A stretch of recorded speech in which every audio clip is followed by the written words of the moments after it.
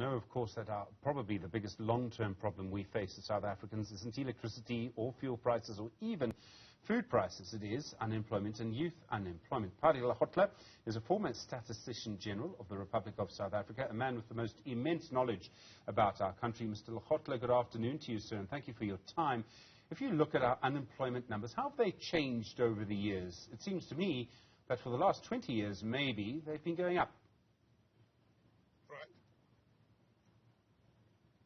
How do you see our numbers, sir? How have they changed over the years? I lost you for a second there. My question was, how have the unemployment numbers in South Africa changed over the last 10 to 20 years? Well, they've changed for the worse over the last 10 years, from where they were at 20% or 22%.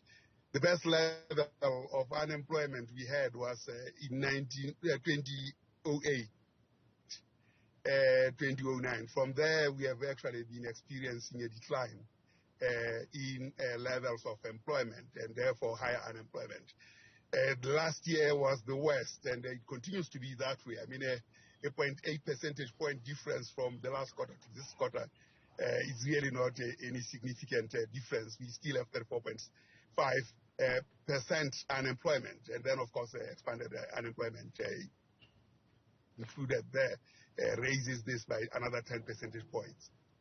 Mr. Lehohla Ndlovu here from Newzroom Afrika. Just another question in follow-up to the trilogy of South Africa's history with unemployment. What's to be said about the definition of that expanded unemployment rate? Because it tends to cause some confusion. There is that 0.8% drop in the unemployment numbers, but a level over 30%, and the expanded definition at 45.5%. What exactly does it mean, and what do we tell the public about what it tangibly explains?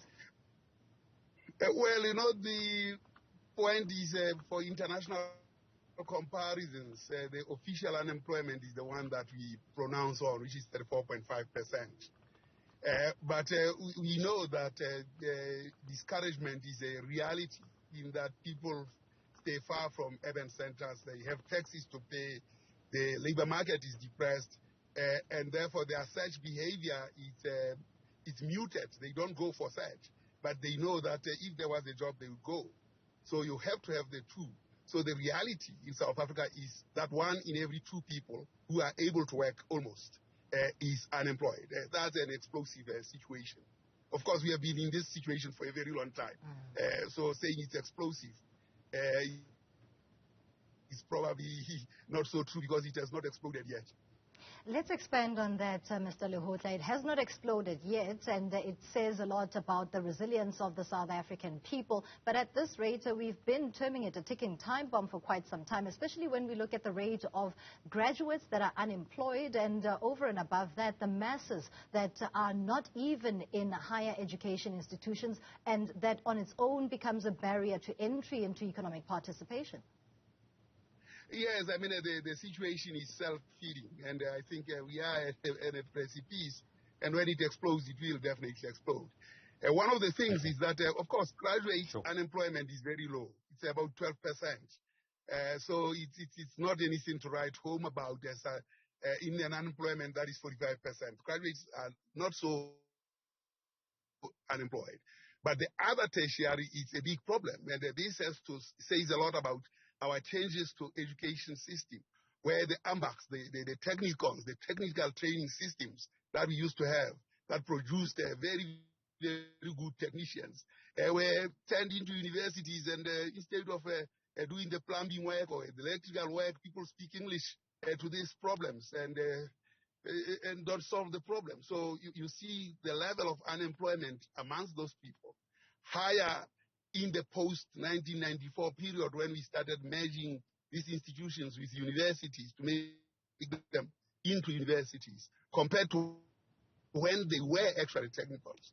Of course, I think the education system, higher education is going back to the AMBACs, but the processes, the systemic processes that enable that, such as institutions such as ESCOM, such as Transnet, and all those under the guidance of the state are now being parceled out. So it will not work because the systemic process is half-baked. There's no systemic process by which your AMBACs work. They work when the development of key institutions that make the prices of doing business lower are in state-led, not private sector-led. Because private sector-led, they will go for higher prices. So the kind of solution, it's not a solution at all. Mr. Lehohla, I realize that no statistician is going to look ahead into the future and tell us what is going to happen. That's not the job of a statistician. But it seems to me, if you look at the trends around the world, everyone's moving to what they call the fourth industrial revolution. We're looking to people who maybe focus on coding. The world is moving away, perhaps, from manufacturing in some ways. I've got to tell you, I worry that our unemployment situation for young people in South Africa is going to get a lot worse before it gets any better. Would I be wrong to be so pessimistic about our future? No, you are not wrong. I mean, it is going to be that way. But as far as deploying human beings in manufacturing products, that's going to decline, definitely, because we are going to have robots. So the question is not so much about manufacturing declining. Manufacturing will actually even go higher because it will be undergirded by technology. The question is who will be the beneficiaries of robotics in the manufacturing system. So we have to ask the bigger question, which is about capitalism and the development of human resources. I think if the world goes around that in the way it is going, certainly across the world there will be high levels of unemployment and high levels of deprivation across the world, but worse in South Africa. Mr. Lehohla, you've touched on capitalism, you've touched on privatization, where state resources are concerned, as it is currently the case in South Africa. I'm interested in finding out about measures that should be taken on the regulatory side of this conversation. It's been a debate in South Africa, especially where policy frameworks are concerned. What should be the first point of call in addressing this historic challenge of unemployment? Well, what we know is that we are having a development challenge. And to deal with a development challenge, you've got to get regulatory systems in place, but not regulatory systems that are adjudicators of leveling the playing field.